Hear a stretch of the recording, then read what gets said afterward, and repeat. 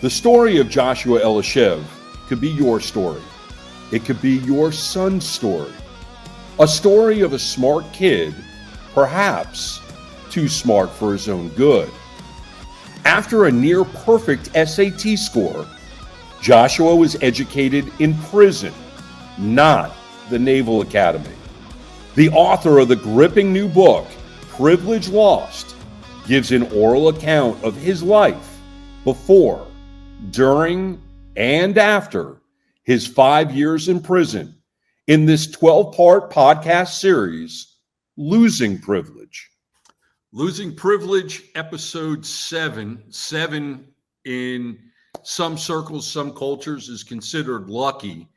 Josh, I don't know necessarily that you were lucky being in prison and seeing the things that you saw over the 5 years that you were incarcerated. I don't think I was lucky at all. In fact, if I could go back and unsee all of it, I would absolutely give up the book, the music, and anything else that I have created as a result of those experiences, just to have not experienced them. Episode's entitled The Watchman. I had originally called it The Watchman, but you said no, it was about what I saw, which makes sense. So I feel like it's that question from My Cousin Vinny, where Joe Pesci turns to Bruce McGill, the cop, and goes, "So what'd you find out? So what'd you see?" Well, first thing I've got to say is I didn't see anything. Right? I didn't see anything. But if I saw if I saw anything, and again, I didn't see anything, but if I saw anything, some of the things that I might have seen would have run the gamut from people smoking cigarettes or doing drugs off of toilets, to people brewing alcohol in their toilet and then serving it up so everybody could get drunk, all the way to rape and murder, and not just talking about the inmates. As a matter of fact, all of the things that I just said are things that you would expect to have happen in prison. You've seen them on TV. You've seen them on movies. The inmate on inmate violence, the crazy things with the drugs and all of that. Like, that's what you expect. It doesn't quite happen the way that you would think it's going to happen seeing it on TV. But the things that I experienced that you would never really see on TV is the things that the guards did or didn't do. So for one particular instance is I've watched the guards kill at least 3 inmates and then brush it off or sweep it under the rug as an accident. When I got to my very first prison, I went to Century up in the Panhandle, right on the border of Alabama and Louisiana, right on the state line. In fact, throw a stone and you're in another state. And they had supposedly there was a fight between some inmates, and the officers broke it up.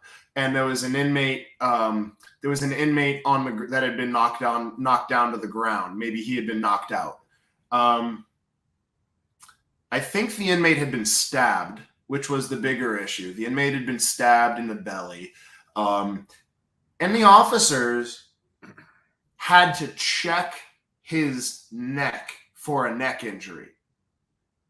And they checked the neck for a neck injury when somebody had been stabbed in the stomach, right? Your stomach bone is connected to your neck bone. Everybody knows it's good science, right?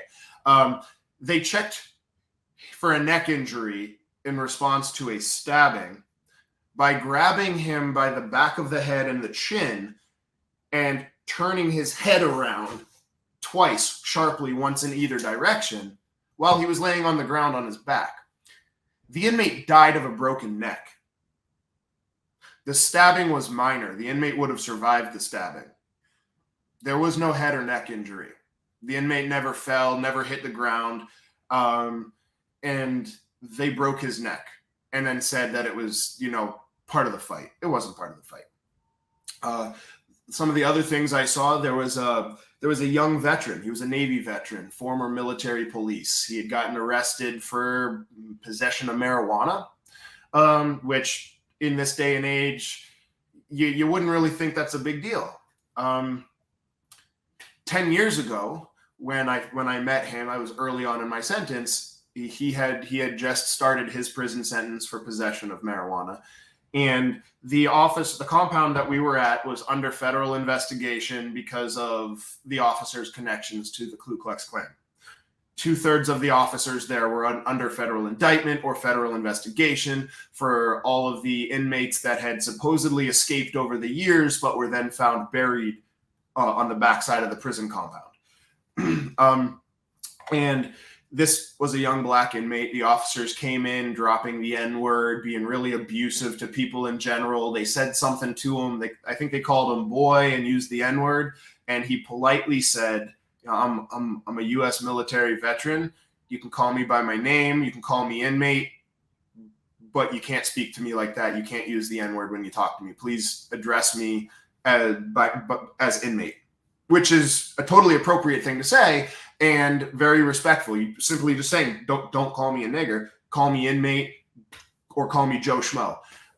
The officers took him into the officers' station, told all of the inmates in the dorm to sit on their bunks and put their heads on their knees.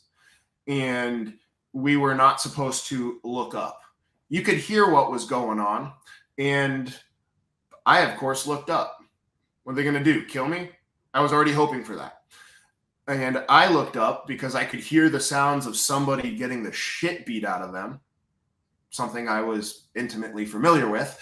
And I saw 3 officers beating this young man to death. He never made it back into the dorm, never saw him again. The officers were just slamming him onto the ground. They were stomping on him because he said, don't call me nigger, call me inmate, call me John. That kind of stuff happened all the time. I also witnessed officers paying inmates to kill other inmates because the inmates owed money, because they had irritated the officer. And the inmates would actually go to a chain link fence and pull just a little piece off of the chain link fence. They would, break one little piece of chain, wrap one end in toilet paper, and now you've got a little tiny sharp stabby object.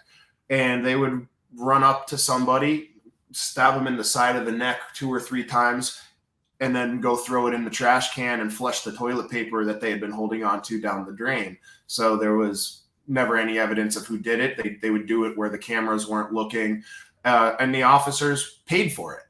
So the officers were having inmates kill each other. A little bit later on, I realized that all of the cell phones on the compound were brought there by officers. All of the drugs were brought there by officers. They try to convince the public that it's the family members bringing it in, that the visitors, the women put it up inside their female parts to sneak it in, or that men put it inside their butts to sneak it in. They try to talk about how the contraband is coming in from the visitors. How many cell phones are really getting shoved up inside of human beings just to smuggle them into prisons, right? The most you could sell a cell phone for is $1,000. Even, yeah, great. You spent $150 for a prepaid phone from the corner store. You make it for $1,000. You're lucky if you get paid. Is it worth a 5-year sentence for introduction of contraband? No. I'm sure there are here and there an occasional visitor that brought some type of contraband in, but in my 5 years, not once did I ever see a visitor bringing in contraband. Not once did I ever see a visitor getting busted for contraband. I saw visitors getting busted for having sex with their loved one in the visiting park, but it was never bringing contraband in. And contraband that would come in, you'd end up getting packs of cigarettes, cases of cigarettes. You wouldn't get one cell phone. You'd get 10 cell phones. You'd get 35 cans of dip. You would get strips of LSD or cocaine. This is not stuff that's coming in small quantities, snuck inside of somebody's rectum, right? It has to come in from somewhere else. And the only other people coming in and out of the compound is the officers. I watched, at the time he was a sergeant. His name was Sergeant Gaines. I watched Sergeant Gaines hand a can of dip and a cell phone to an inmate who worked in the kitchens. And I happened to overhear that particular conversation, although I kept my head down and kept moving. And Sergeant Gaines had brought that cell phone and that chewing tobacco in, sold it to an inmate.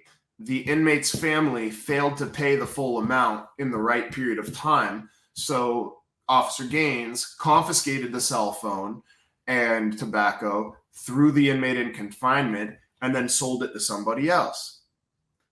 That was the normal racket. They bring it in, they sell it, then they confiscate it and sell it again and again and again. Or they bring more of it in. When you see on TV that there's an inmate that has the officers in their pocket so they can get whatever they want, that's the wrong perspective. It's not usually the inmate who has the officer in their pocket. It's the officer who has the inmate in their pocket, and it just appears like the inmate can do whatever they want. They can do whatever they want as long as the officer is getting their cut. So I saw officers bringing in cell phones and drugs on more than one occasion. I've seen officers bringing in knives. In fact, I saw an officer come in, pull out it looked like a dagger. She pulled out a knife, cut down the shower curtain. So, because, guys wanted a little bit of privacy when we showered. We had taken a sheet, we had taken a plastic garbage bag and then just spun it until it stretched into a really long strand.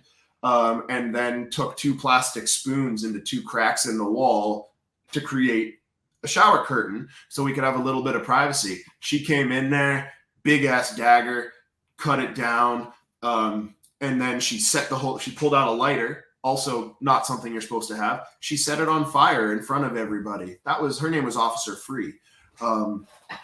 So I've seen officers do all sorts of horrible things. I've seen officers come in to search for contraband and confiscate family photos. If an inmate had a particularly attractive wife or daughter, the officers would confiscate that photo and take it for themselves. Or the officers would just tear up their stuff, or the bottles of soap or shampoo that you could purchase are clear, right? You could see if there's anything inside of them. You don't have green bottles with orange shampoo. It's clear bottles with clear shampoo, or clear bottles with clearish yellow shampoo. But the officers would search the shampoo bottle for contraband by dumping the soap or shampoo all over all of the photographs or legal paperwork for the inmate. These are the things that I would see a lot. Well, you think those are bad. There was one particular instance. I got up in the middle of the night. I was fairly new on the compound that I was on. This was in my first, this is my first 2 years. And I got up in the middle of the night to go to the bathroom. I had to pee, and I'm kind of asleep, kind of awake, never fully asleep, but I walked to the bathroom and I go to start using a urinal, and then a smell hits my nose. I can't describe it in any way that would make sense if you've never smelled it, but it is an unforgettable, one-of-a-kind smell. The smell is the smell of the little mayonnaise packets like you would get at McDonald's or in a cafeteria, the smell of mayonnaise packets mixed with ass and ball sweat and unwashed bodies, because anal sex in prison they use mayonnaise as lube. And the smell of mayonnaise as lube for anal sex with unwashed men in prison it punches you in the nose like a horse kicking you. There's nothing like it. It's a smell I will never forget. I can walk past a room, smell it, know exactly what had happened there. I don't need to know anything else. That smell tells all. So I went to use the bathroom, and the first thing that happened is the smell hit my nose. I'm not fully awake, but I gagged just a little bit. It was the first time I had smelled the smell. Caught me by surprise. And the bathroom was this big, just open room. There was no walls or anything between any of the toilets or urinals. But This is also the prison that you were in where it was just dormitory style. Yeah, open dormitory.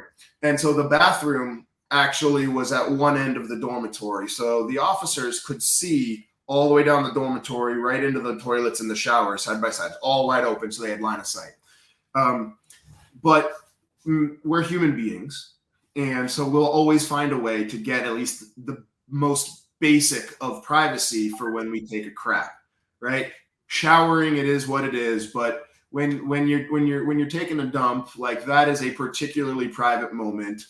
No one will ever be comfortable doing that with an audience. And so once again, plastic spoon, a little crack in the mortar in the wall, a sheet. In this case, they use a broom. They use a broom and they tilt the broom this way so that it pulls the sheet tight, and it's stuck to a little crack in the wall to create one private spot for sitting on the toilet. Well, I gagged from the smell and startled whoever had been behind the sheet. I startled them enough that they knocked the broom over. The sheet came down. And I'm going to give a fair disclaimer right now. What I'm about to share is going to be graphic. So if anybody wants to avoid the graphic part, they should probably stop listening for the next minute or so. When they knocked the sheet down, I saw a young white boy, maybe 18, 19 years old, looked like Chicken Little, skinny, skin bones, clearly a victim. And I saw a large, husky, older black man. The black man had an erection at full mast. The young boy had fecal matter and blood all over his ass and the back of his legs.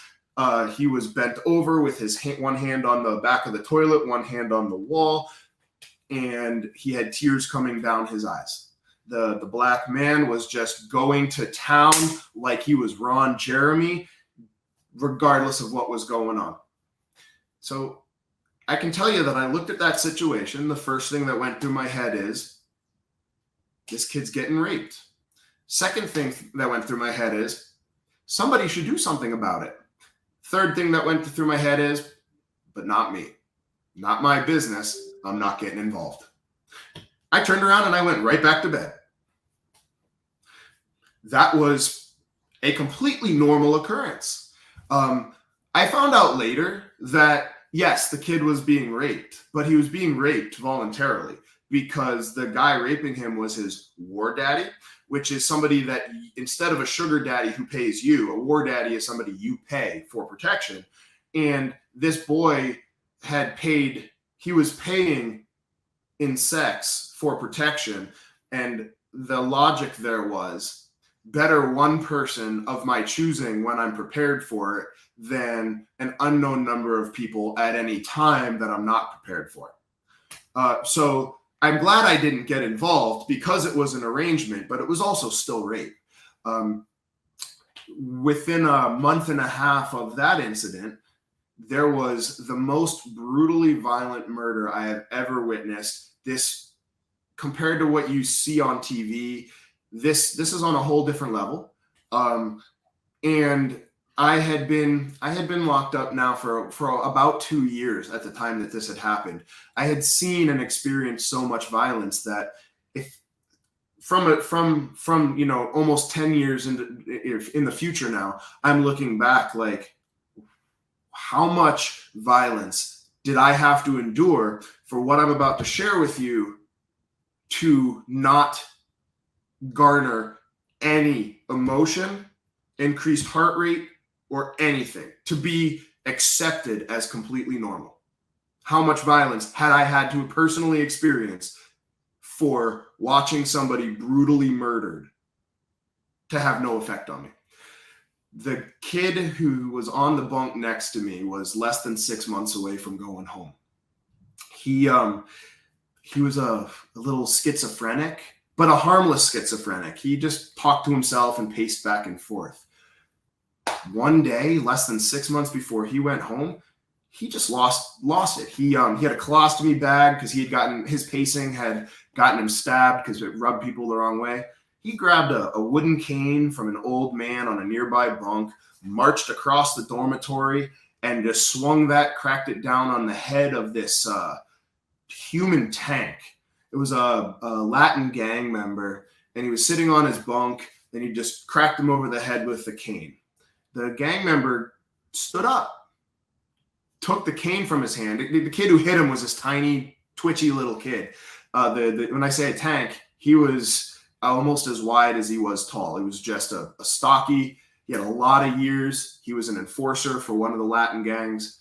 He took that same cane. He hit the little twitchy kid over the head so hard that he broke the cane, knocked him to the ground unconscious. He flipped the cane over, he took the broken piece of the cane like a spear or a stake. And if you imagine staking a vampire, that's what he started to do. Right into the chest. Once, like you would think it'd be once or twice. No, he stabbed him in the chest. And then every time he would pull the piece of cane up, the body would arch upward and then slide back and land on the ground. It was wet. You could hear it across the dorm. The sound was it was disgusting. It was over and over and over again in the chest, in the throat, through the eye, until the piece of wood was so bloody and gory that he couldn't hold on to it anymore. At which point he got up, grabbed the kid who was already on the edge of death by the foot, drug him 100 feet across the dorm into the shower, continued to beat him in the shower, then took a shower with the kid's body right next to him, showered, was back on his bunk reading his Bible before the officers bothered to come in. The officers came in. He turned around. He put his hands behind his back. They walked him out of the dorm. They life flighted the young kid out of the dorm. I don't think he made it. I can't see anybody surviving being stabbed over 35 times through the throat, the eye, and the heart with a stake. But this went on for 10 minutes. The officers watched the whole thing. They waited until he was fully showered and back on his bunk before they even came in to see if this kid was even alive or needed medical attention. And that was completely normal. And I watched this whole thing also saying in my head, oh my God, I can't believe this is happening. Somebody should do something, but not me. I wish I had popcorn. This is really entertaining. It's really horrible. I can't believe this is happening. I can't stop watching. How much violence did I have to experience to have such a numb response to a murder that brutal? Right at 2 years. I hadn't even been in prison for 2 full years at this point. That was normal for the officers to do nothing. I watched a couple of other people die from overdosing, and one was a diabetic insulin shock. The officers knew what was happening. There was 100 people in the dorm in the middle of the night, kicking their doors, screaming at the top of their lungs, shouting out the windows, and the officers just came over the loudspeakers and kept telling us to shut up. The inmate died from diabetic shock because we all tried to notify the officer there was a medical emergency and they didn't care. The other kid, I watched him overdose. And die in his own vomit. They locked the door shut. The Florida Department of Law Enforcement came in. They handcuffed the door shut so that even the officers couldn't. They put a padlock on it so even the officers couldn't unlock it while they were investigating. For like 9 months, that cell stayed locked with a puddle of vomit right on the floor because the kid overdosed on drugs. And they could have prevented it because we all tried to get their attention when it was happening, and they ignored it for 2 hours.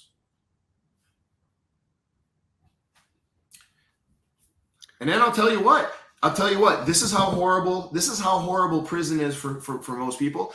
When the day that they finally opened that room, 9 months after he died, there was a mad rush, like a gold rush, of people trying to get into that room to get the drugs from the puddle of 9-month-old dried vomit so that they could do it too.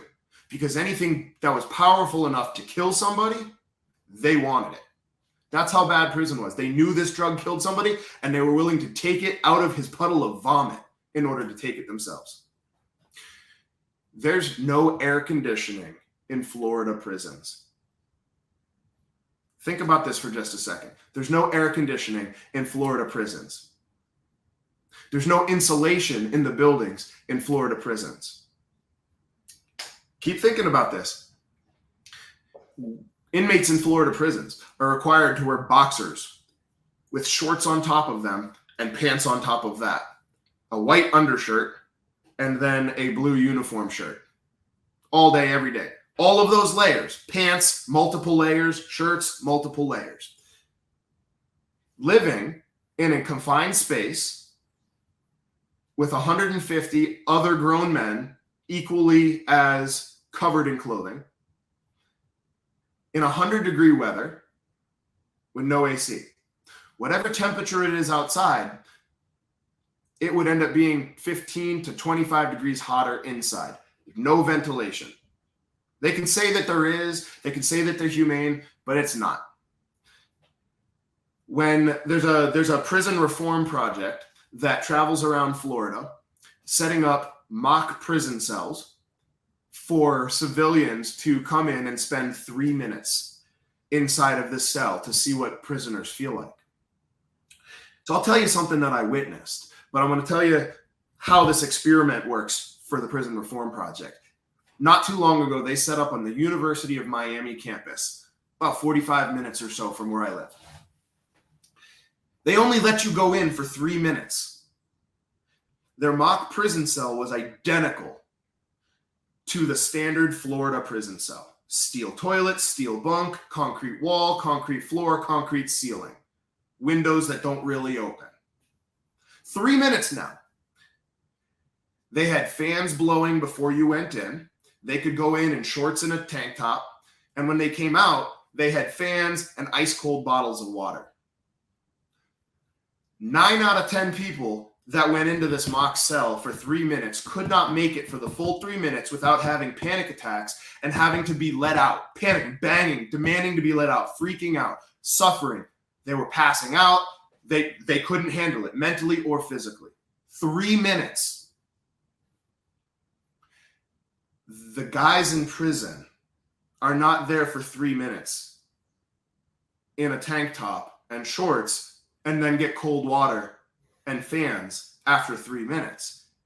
The guys in prison get room temperature water at best, and you're in there for 16 hours. Sometimes you're in there for 3 weeks at a time because they won't let you out. If you're in solitary confinement, you're in confinement for a year, 2, 3, 4 years. They've got guys in isolation for years. Inmates will attempt to commit suicide just to get a 3-day stint naked in an air-conditioned suicide watch cell because the rooms in medical have air conditioning. It is so bad that guys will attempt to commit suicide just to get 3 days in the AC. The paint on the walls peels. It peels and bubbles because it's latex-based. And the walls, the concrete walls, sweat so much that you end up with beach ball-sized bubbles that then pop and dump a gallon of water on the floor because it's so hot in there that the walls are sweating.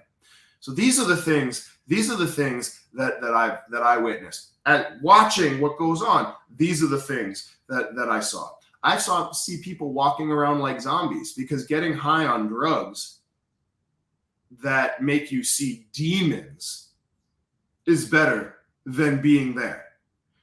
There's a illegal substance called spice in prison, or K2. It used to be sold at convenience stores until it was outlawed. It was supposed to be the synthetic marijuana. It really is just potpourri or leaves or tobacco, where they lay it on a window screen and spray it with Raid roach killer. Then they dry, the Raid crystallizes, dries, and then they smoke it like it's weed, except that it smells like rotten ass. And what does Raid roach killer do to roaches? It causes them to get on their backs, twitch until they have a seizure and they die. It does the same thing to people too, except that they see Satan and demons and they are white as a ghost and they move in like slow motion, and you see guys walking around like zombies like that all the time. So I've seen some really horrible things. Many of these are not written about in my book. I had to edit a lot of them out, but some of it is alluded to. So for the people that are intending on reading my book talks about some of these in more details, and then this fills in the gaps on other things I didn't have an opportunity to talk about. When you witnessed the things that you witnessed, and you felt, as you described, that you were numb to it, intellectually, how did you reconcile that? At the time, it was survival. In order to survive a place that is so dark, so violent, so inhumane, a place where if it was dogs, cats, horses being treated like that, PETA, the ASPCA, there'd be riots in front of the White House if animals were being treated this way. But it's okay because we're criminals, right? We made a mistake, so it's okay to do this to us. You have no choice. It'll either destroy you or you shut everything off. And that's what I ended up doing. I turned off any emotion. There was no joy. There was no fear. There was no happiness, no hope. I had to turn everything off. I couldn't care about anything or anyone, because the moment you start caring about one, the weight of everything that's wrong comes pouring in. And periodically, I would find somebody that I trusted enough to establish a connection with, and it was the greatest thing in the whole world. And it was also, it made everything else that much worse, because you have a moment of positive human connection that just brings all of the negative into even sharper focus. So intellectually, while I was there, I reconciled it by, I came here on my own.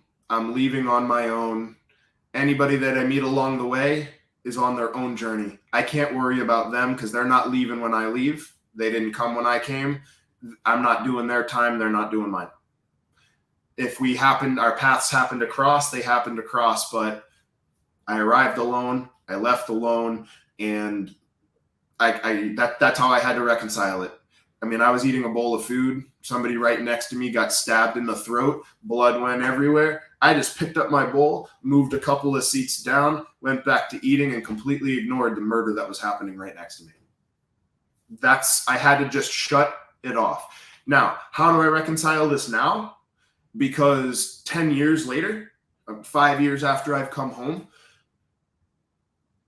it's much harder to reconcile it now. And I can say that I haven't, because I wake up 4 nights out of 7 having nightmares about it, or nightmares about what could have happened if I had done something different. If I had refused to shut my door when the officers told me to, would that young man who overdosed in the room across from me have died? Because I knew he had started doing drugs, and I didn't do anything until I saw he was overdosing, and I was already locked in my room. So that's where reconciliation is now. Would he be alive if I did something different? Or would that young man that was beaten and stabbed with the cane. I don't know if he lived or died, but would he have needed to be life flighted out if I had stepped in and done something? Or would he have survived and gone home to his mother? Both of those kids had moms that will never see their son again. Could I have done something differently? Could I have protected them? What would it have cost me to protect them? What's it costing me now that I didn't? But all those things, all those decisions that you just described, they were split-second decisions. Yes, they were. And I always made the right decision at the time based on the information I had. They didn't always turn out to be the right decision in hindsight, but I always made the best decision that I could in the moment. I never chose the easy way because it was easy. I weighed the pros and cons of everything in that moment with whatever I had, and then I acted on it. But I mean, as far as reconciliation goes, I look at my wife. Any one of those guys in prison who died or who got hurt or who I hurt could have been her dad, could have been her brother. I look at my daughter and I think about what if that man had a daughter who'll never see her father again because I sat back, said, I'm not getting involved. I'm not taking that risk. What if she never sees her father again because I didn't do anything? And it wasn't my job to do anything, but the officers didn't do their job, which was the care, custody, and control. Care and custody means they're supposed to protect the people, care for the people in their custody. You don't have to like them, but you're supposed to make sure that they get home alive. So they didn't do their job. It wasn't my job to do it for them, but I look at my daughter. What if he had a little girl? He could have been in his late 20s, early 30s. He might have had a little 2 or 3 year old. The kid that overdosed, he was young enough. I'm pretty sure he didn't have any kids, but I don't know. He might have. And he might have had a sister who will never see her brother again. Well, I look at my daughter and I feel the weight of that every day. You know, I'm in the store and I feel the weight of it every day when I see somebody that looks like somebody I was in prison with. And for just a second, I get a moment of, man, I wonder how that guy's doing. I wonder if he ever made it home. I wonder if he was okay. Or, damn, he looks just like that dude that the guards killed. Like, that fucking sucks. You know, it weighs on me every day. It weighs on me every day. And it weighs on me every day that it's going on still. It's still happening. It's not going to stop happening. And the people who know that it's happening, or the people who it's happening to, they don't have the voice anybody will listen to. How many people are going to listen to a poor, uneducated, older black woman from a bad neighborhood talking in Ebonics while she's crying about how her boy died in prison? People will look at her and say, there's nothing out of the ordinary. We don't care because you're poor or you're uneducated. You're not us.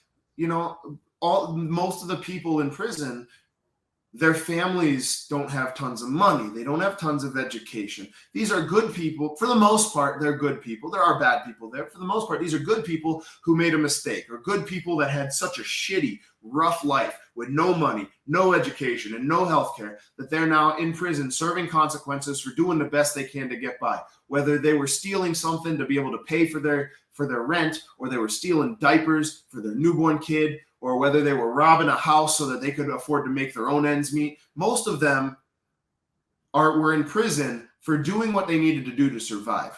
Again, yes, there are bad people in prison who did bad things for no reason other than that they could. But most of the people in prison were in prison because society gave them no other option to survive than to do whatever they did that landed them in prison. So those people are not people that society is going to listen to. up until just recently, anybody who had ever been convicted of a crime in Florida couldn't vote. Well, 67% of the population of Florida has been convicted of a felony at some point or another. That means that more than 2/3 of Florida's population are criminals, but have no control over their lives, the laws, or how criminals are treated. That means that less than 1/3 of the population controls the lives of 2/3 of our population. Who's going to listen to those people? No one. So it kills me when I'm out in public and I see things that remind me, or I have a moment where I'm just sitting quietly and a memory pops into my head, because it's still happening. There are still people dying of drug overdoses. There's still brothers and sons being murdered by the officers. They're still being covered up. They're still bending the rules, doing whatever they can just to hurt the inmates because they can. You know, Piper Kerman has been amazing for nationwide change because she's educated, she's well-spoken, she's well-connected. So when she speaks, or when the people around her speak, people listen to her because she's part of the upper class or the upper middle class. But nobody in the lower middle class or lower class gets heard. And I want to be heard for every one of those people until it's not happening anymore, until there are no more murders happening of people that should be going home to their families. There's no more rapes happening. Like, this is crazy. You commit a crime. You steal a candy bar. You go to prison for 2 years. You get raped and murdered, and they tell your family that you tried to beat up a guard. That's bullshit. And it needs to stop happening. And that's where I try to reconcile, and I can't. I've been home for 5 years. I need to be doing something to be bringing attention to what's going on in our backyard, to our sons, our daughters, our brothers, our sisters, our fathers, right here. This is not happening on the other side of the world. It's right here.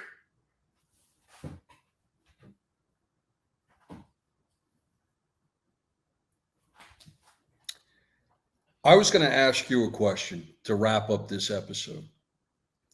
I was going to ask you, when you were at your lowest and you wanted someone to kill you, you had opportunities to get involved, which most likely would have resulted in you ending your life. You made that split-second decision not to do so because somewhere when you didn't have hope, maybe you did.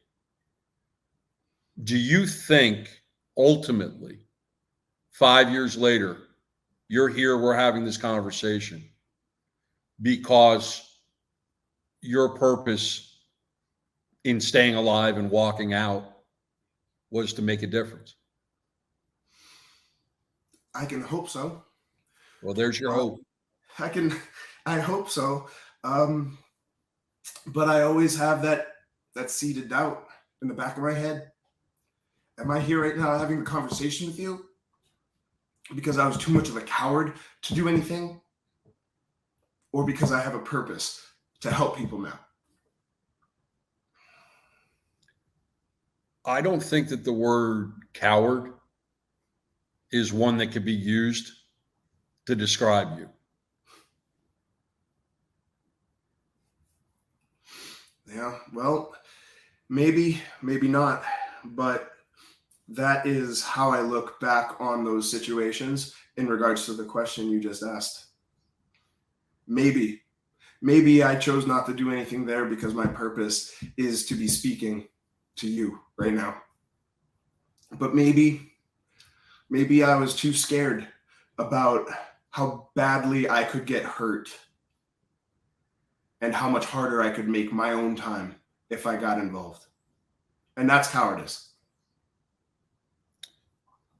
Maybe if you were a coward, you'd be 6 foot under, because that would have been the easy way out. Maybe. I look at it that I was too much of a coward to take my own life. So it's perspective. I would like to believe that everything that I did or didn't do was for me to land here, to make change bigger than what I could have done if I just helped one person. That's what I hope comes from this, from the book, from the podcast. It's that word hope again. Yeah. Good time for us to take a break. Okay. Losing privilege.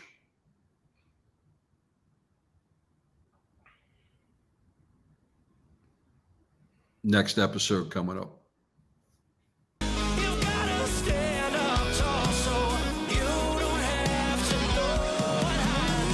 Losing Privilege is a 12-part podcast series telling the fascinating story of Joshua Elishev and his roller coaster life of success and deception, love and loss, and the determination to survive prison and build a life after nearly losing his own.